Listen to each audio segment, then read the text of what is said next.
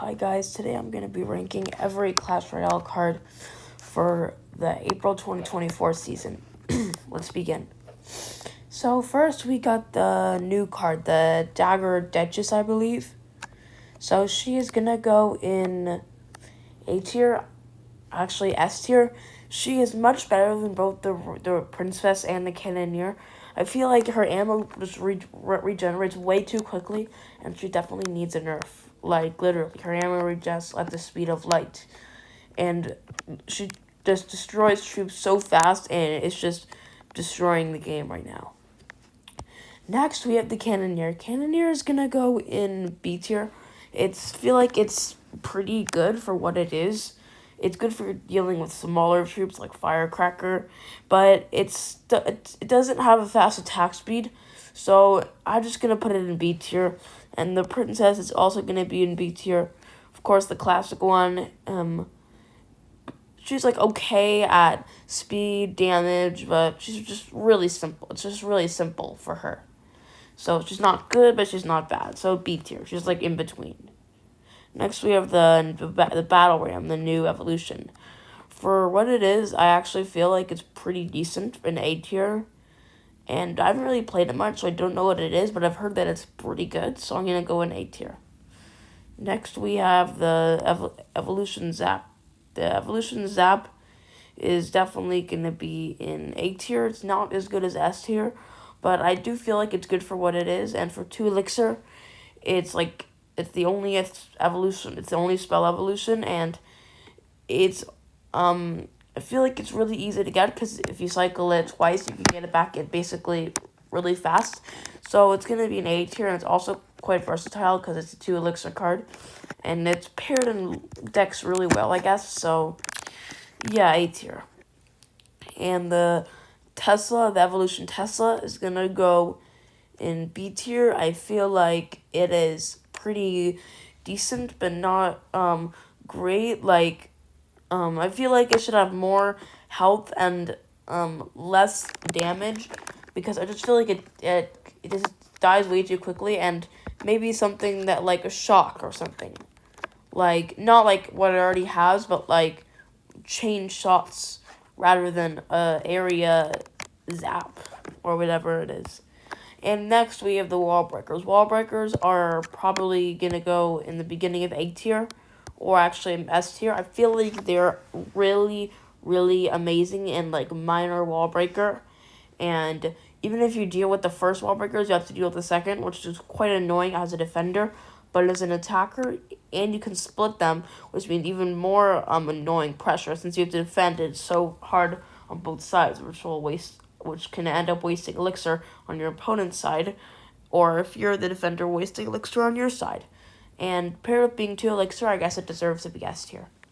And the Evolution Bomber. Evolution Bomber is going to go in S tier as well. It's pretty self-explanatory. I don't really need to even explain it why it's so amazing in S tier.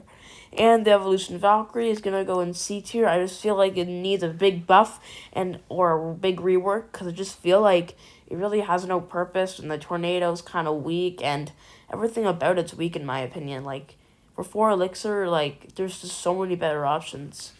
And next we have the Ice Spirit. Ice Spirit is pretty, like, okay, I guess, B tier.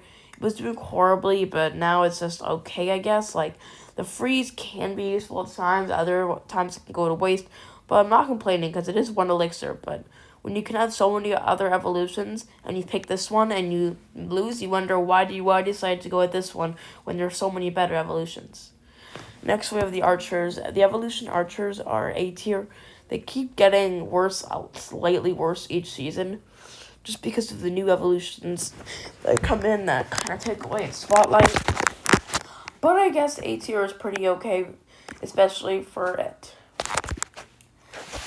And next we have the Bats. Bats right now are at the beginning of A tier. Some people think they're a lot better than what I put it at, but I feel like the healing goes to waste, and for 2 elixir, there's better options for evolution, so that's why it's A tier. And for the Royal Recruits, it's 7 elixir sometimes, but I just feel like both the Royal Recruits and the Evolved Royal Recruits are a good card, because you can split them, and then your opponent has to deal with both lanes being attacked by a swarm of guards, and it just feels like it's annoying to deal with, and the charge ability really helps them get that extra boost that they really need to get them into the meta. And next we have the Knight. It keeps getting nerfed, but I just feel like it should still be at the end of S tier, maybe somewhere in the middle.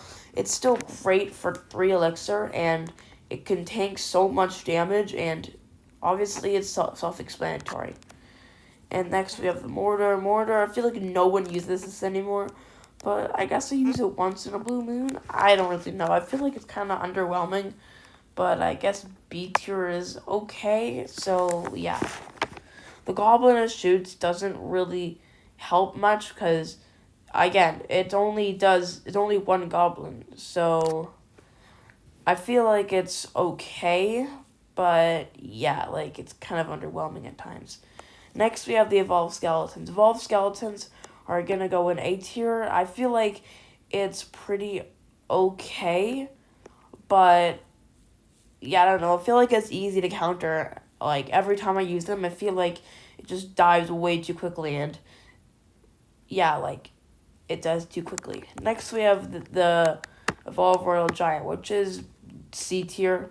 It's really not that good. Like literally, it keeps falling further and further out of the meta, and I feel like no one uses it nowadays. And with the Firecracker, it's a B tier because I feel like it's very popular in mid ladder, but outside of that, it's pretty terrible. Like, I don't see it a lot because I'm in like high ladder, like I'm in like 7,000 trophies, and I don't really see it. I still see it a lot, but outside of that, I don't see it much in challenges.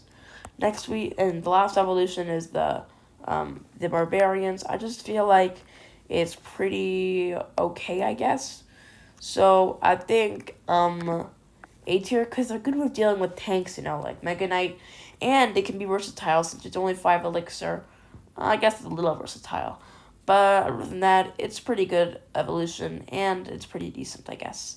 Next, we have the Little Prince. Little Prince is obviously S tier. It's a great evolution, and self-explanatory. Then we have the Monk, which is C tier, I guess. I feel like it should get another buff, because it's pretty decent, and it's very fun to use. But other than that, it doesn't have a lot of purposes, and even though it's 5 elixir, I feel like it's not versatile and doesn't fit well into any deck, except I guess Phoenix decks. But yeah, those are on too. Next, we have the Mighty Miner. Mighty Miner is gonna go at the middle of B tier.